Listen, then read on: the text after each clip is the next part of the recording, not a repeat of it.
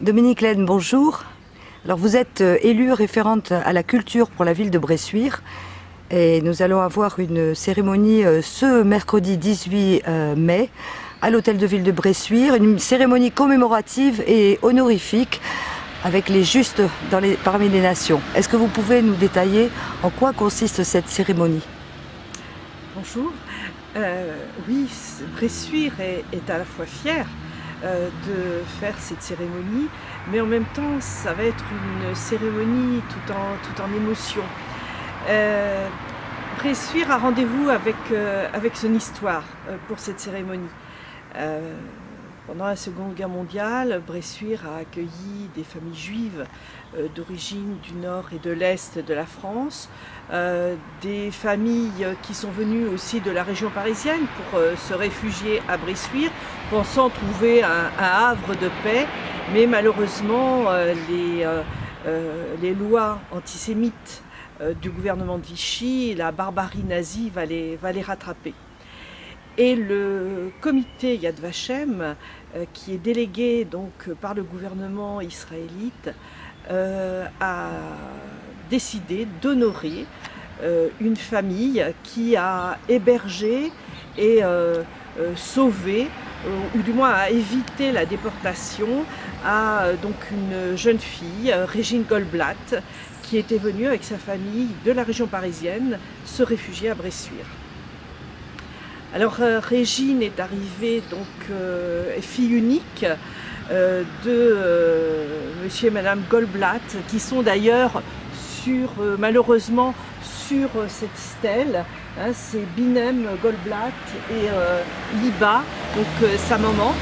Et donc ils étaient venus se réfugier et malheureusement il va y avoir deux rafles. La première rafle a eu lieu donc en octobre-novembre 1942. Là, donc, toute la famille Goldblatt est arrêtée, mais Régine est née française. Elle est née à Paris en 1927, donc du coup, elle est relâchée.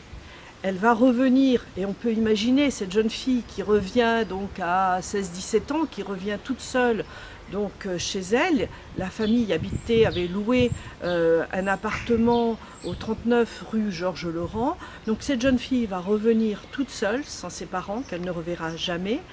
Et là, eh bien, en revenant, elle va croiser sa voisine, les Sochard, qui vont l'accueillir. Elle passera les soirées chez eux et donc ils vont s'occuper d'elle. Et puis, il va y avoir une deuxième rafle, 2 ans plus tard, en 1942. Et là, va se mettre en route toute une chaîne de solidarité, puisqu'un gendarme, Armand Compin, la veille de la rafle, va venir chez les Sochard en disant « Faites attention, la petite Régine est en danger ». Et c'est là où donc la famille Sochard va cacher Régine et des voisins vont venir la nourrir.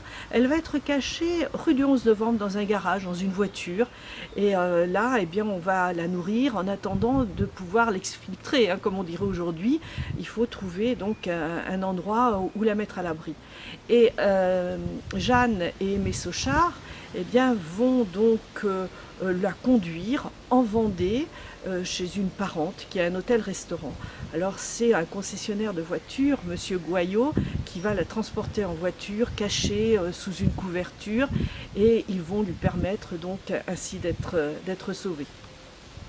Une bien belle histoire en tout cas, qui mérite cette cérémonie honorifique et de commémoration. Alors mercredi, donc le comité Yad Vashem et la municipalité de Bressuire organisent cette cérémonie pleine d'émotions où on va remettre donc la médaille des justes parmi les nations à la descendante de Jeanne et Aimé Sochard, Jeannie Sochard, donc la petite fille, hein, qui va recevoir donc à titre posthume cette plus haute distinction remise par donc le gouvernement israélien, et à cette occasion il y aura donc un envoyé dans l'ambassade qui viendra remettre cette médaille, et bien sûr monsieur le député, monsieur le sénateur, madame la sous-préfète seront présentes à cette cérémonie exceptionnelle. Peu de villes ont eu droit à cette reconnaissance. Madame Laine, merci beaucoup et nous vous retrouverons donc ce mercredi 18 à 11 h à l'hôtel de ville de Bressuire.